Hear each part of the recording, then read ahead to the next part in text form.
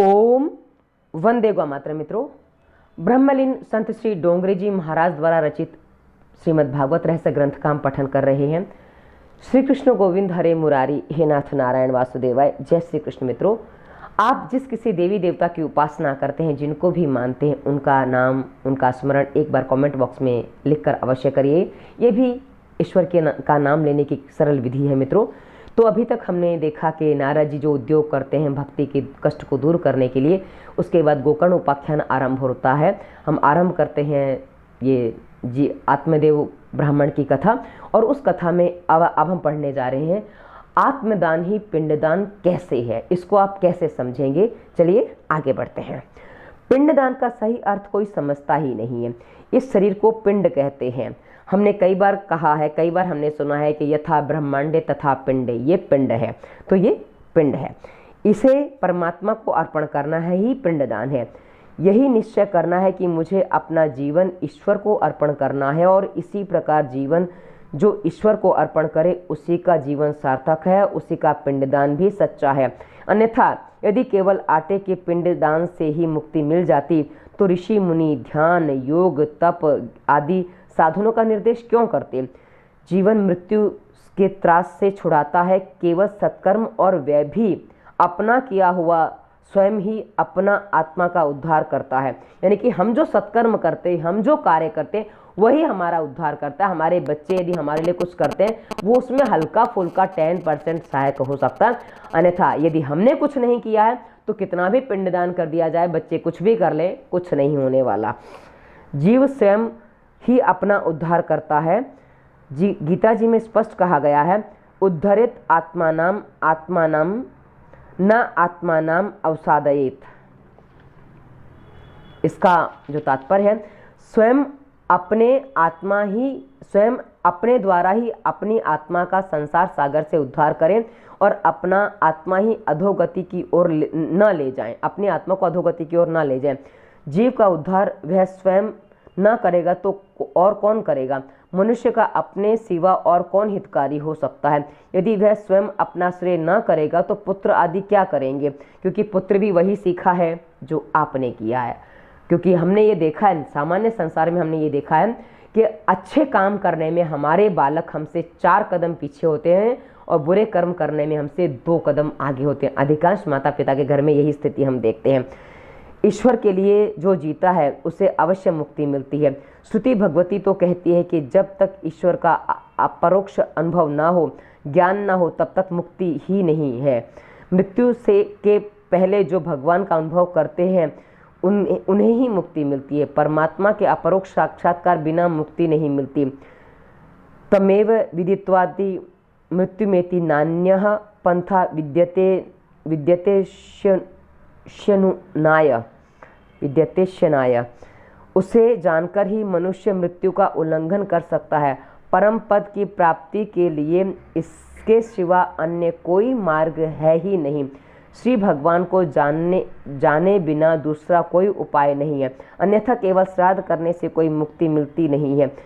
अपने पिंड का दान करोगे, अर्थात अपने शरीर को ही श्री परमात्मा को अर्पण करोगे तो तुम्हारा कल्याण होगा। अन्यथा पिंडदान तुम स्वयं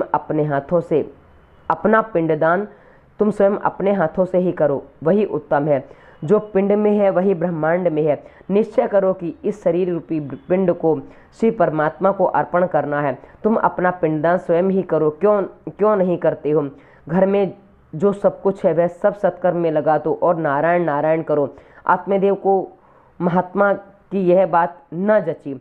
उन्होंने कहा कि पुत्र सुख से आप सन्यासी लोग अपरिचित हैं, अतः आप ऐसा कहते हैं। माता पिता की गोद में बालक चाहे जिस तरह गंदी करे, फिर भी वे प्रसन्न होते हैं। असुख में सुख का अनुभव करना ही संसारियों का नियम है। महात्मा ने सुंदर उपदेश दिया, फिर भी आत्मदेव ने दुराग्रह करते हुए कहा कि मुझे पुत्र दो, वरना मैं प्राण त्याग दूंगा। अब ये बताओ, वो सन्यासी को क्या धमकी दे रहा है कि मुझे पुत्र दो वरना मैं प्राण त्याग दूंगा। पर कहा ना, सन्यासी जो महात्मा होते हैं वो जन कल्याण का कार्य करते हैं, भाई कैसे भी जीव बच जाए ये सोचते हैं। इसलिए महात्मा को दया आ गई। उन्होंने एक फल देकर कहा कि इस फल को अपनी पत्नी को खिला देना, तुम्हारे यहाँ योग्य पुत्र होगा। आत्मदेव फल लेकर अपने घर लौटा, पत्नी को दिया। धुंधली फल खाने की बजाय अनेक तर्क उतर्क करने लगी। वह सोचती है कि फल खाने पर मैं गर्भवती हो जाऊंगी और परिणामतः दुखी होंगी और बालक के लालन पालन करने में बड़ा दुख है। उसने अपनी छोटी बहन से यह बात कही तो उसने युक्ति बताई कि मुझे बालक होने ही वाला है, उसे मैं तुम्हें दे दूंगी। तू गर्भवती होने का नाटक कर। धुंधली को पुत्र फल की इच्छा तो है किंतु बिना दुख झेले। यह मनुष्य का स्वभाव है कि उसको सुख की तो इच्छा है परंतु बिना किसी प्रयत्न के, बिना कुछ कष्ट लिए। आजकल आप देखिए, हमें कुछ करना ना पड़े, सब कुछ ऐसे ही मिल जाए, ये सबकी भावना रहती है। बस वही यहाँ वर्णन की गई है। मनुष्य पुण्य नहीं करना चाहता फिर भी पुण्य के फल की इच्छा करता है और पाप करता है फिर भी पाप के फल को नहीं चाहता। छोटी बहन के कहने पर धुंधली ने वह फल गाय को खिला दिया और स्वयं गर्भवती होने का नाटक करने लगी। बहन का पुत्र ले आई और जाहिर किया कि मेरा पुत्र है। धुंधली ने अपने पुत्र का नाम धुंधकारी रखा। दूसरी ओर जिस गाय को वह फल खिलाया गया था उस गाय ने भी उस गाय जैसे कानों वाले मनुष्याकार बालक को जन्म दिया। उसका नाम गोकर्ण रखा गया। दोनों बालक बड़े हुए। गोकर्ण पंडित और ज्ञानी हुआ और धुंधकारी दुष्ट निकला। श्री भागवत की कथा 3 प्रकार से है, आध्यात्मिक, आधिदैविक और आधि भौतिक। जरा सोचेंगे तो समझ में आएगी। मानव काया ही तुंगभद्रा नदी है। अब मैंने जो आपको बताया था कई बार मैं इस बात को कह रही हूँ कि जो ब्रह्मांड में है वही पिंड में है। अब इस कहानी में जो आत्मदेव कौन है उसको समझिए इस पिंड में। चलिए आगे बढ़ते हैं। तुंगभद्रा है, मानव की काया तुंगभद्रा है। भद्रा का अर्थ है कल्याण करने वाली और तुंग का अर्थ है अधिक कल्याण करने वाली। हमारी ये काया हो सकती है पर कब हो सकती है उसको समझना है। अत्यधिक कल्याण करने वाली नदी ही तुंगभद्रा नदी है और यह मनुष्य का शरीर है। मानव अपनी काया के द्वारा ही आत्मदेव हो सकता है। अपनी आत्मा को स्वयं देव बनाए वही आत्मदेव है। आत्मदेव ही जीवात्मा है। हम सब आत्मदेव हैं। नर ही नारायण बनता है। मानव देह में रहा हुआ जीव देव बन सकता है और दूसरों को भी देव बना सकता है। पशु अपने शरीर में अपना कल्याण नहीं कर सकते। मनुष्य बुद्धि वाला प्राणी होने के कारण अपने शरीर से अपना और दूसरों का भी कल्याण कर सकता है। गुस्सा करने वाली और कुतर्क करने वाली धुंधली बुद्धि है। अब यदि मनुष्य सही रास्ते पे चले तो सन्यासी भी है। कहा जाता है मनुष्य यदि उठे तो आसमान छोटा है और गिरे तो पाताल भी छोटा है। ये मनुष्य का अपना कर्म करता है, उसे कर्म के अनुसार ये कहा जाता है। प्रत्येक घर में यह धुंधली होती है। धुंधली कथा में भी उद्यम मचाती है। द्विधा बुद्धि, द्विधा वृत्ति ही यह धुंधली है। यानी कि मन में होने वाली जो द्विधा होती है ना कि ये करूं, अच्छा काम करूं कि अरे अच्छा काम कौन करे, ये कर लेती हूँ, ये जो होती है ये द्विधा उत्पन्न करने की, 2 भाव उत्पन्न करने वाली वो धुंधली होती है। ऐसी द्विधा बुद्धि जब तक होती है तब तक आत्मशक्ति जागृत नहीं होती। ऐसी बुद्धि दूसरों को की बातों में नाहक टांग अड़ाती है।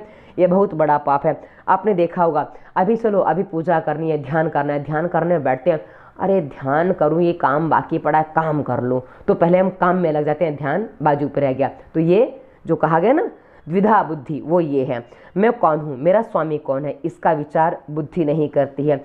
बुद्धि के साथ आत्मा का विवाह संबंध तो हुआ किंतु जब तक उसे कोई महात्मा ना मिले, सत्संग ना हो, तब तक विवेक नहीं आता है और विवेक रूपी पुत्र का जन्म नहीं होता। विवेक ही आत्मा का पुत्र है। बिना सत्संग विवेक न होई, ऐसा हमारे शास्त्र कहते हैं।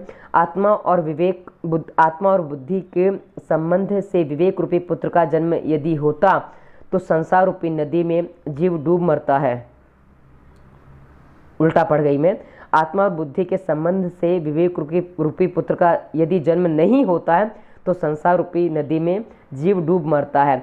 जिसके घर में विवेक रूपी पुत्र नहीं होता है वह संसार रूपी नदी में डूब जाता है। इसी से तो आत्मदेव गंगा के किनारे पर डूब मरने के लिए आता है। विवेक सत्संग से जागृत होता है और विवेक आत्मा को आमंत्रित करता है स्वयं देव बनने की ओर। दूसरों को देव बनाने की शक्ति आत्मा में है किंतु इस आत्मशक्ति को जागृत करना है। हनुमान जी समर्थ थे किंतु जाम्बवन ने उनको अपने स्वरूप का ज्ञान कराया, तभी तो उन्हें अपने स्वरूप का ज्ञान हुआ। आत्मशक्ति सत्संग से आती है, जागृत होती है, सत्संग से जागृत होती है। सत्संग के बिना जीवन में दिव्यता नहीं आती है। संत महात्मा, अब आपने सुना होगा ये जो कहानी है अभी जो हनुमान जी की कहानी आई, कि हनुमान जी के अंदर शक्ति है लेकिन वो भूले बैठे हैं। तो जामवंती जी कहते हैं, का चुप साध रहे हो हनुमाना, कवन सो काज कठिन जग माही, जो नहीं होए तात तुम पाही। तो मतलब कौन सा ऐसा काम है जो तुम नहीं कर सकते हो, ऐसे चुप क्यों बैठे हो, अपनी शक्ति को याद करो और अपना काम करो। तो ये जामवंत जी याद दिलाते हैं तब ये काम होता है। संत महात्मा द्वारा दिया गया विवेक रूपी फल बुद्धि को पसंद नहीं है। बुद्धि धुंधली की छोटी बहन है। मन बुद्धि की सलाह लेता है तो दुखी होता है। मन कई बार आत्मा को धोखा देता है। मन स्वार्थी है। मन कहे वह मत करना, सलाह सिर्फ ईश्वर की ही लेनी चाहिए। कुछ विचार करो, आत्मधेय की आत्मा भूली है, उसे मन बुद्धि बार बार धोखा देते हैं। मन की सलाह लो, आत्मदेव मन बुद्धि का छल नहीं समझ सका। फल गाय को खिलाया, गौ अर्थात गाय इंद्रिय भक्ति आदि होता है। फल गाय को अर्थात इंद्रिय को खिलाया। सूत जी समझते हैं कि सत्संग से तुरंत ही इंद्रियों की शुद्धि नहीं होती है। मन और बुद्धि जब भागवत और भगवान का आसरा लेंगे तभी शुद्ध होंगे। अब ये पिंडदान कैसे किया जाए उसकी विधि यहाँ बताई थी। अब हम आगे पढ़ेंगे। सारा समय द्रव्य और काम सुख का चिंतन करने वाला धुंधुकारी है, क्योंकि धुंधली का जो पुत्र होता है उसका नाम धुंधुकारी होता है। अब ये धुंधुकारी कौन है इसको हम आगे समझेंगे। और श्री कृष्ण गोविंद हरे मुरारी, हे नाथ नारायण वासुदेवाय। जय श्री कृष्ण मित्रों, और कमेंट अवश्य करिएगा। धन्यवाद। वंदे मातरम।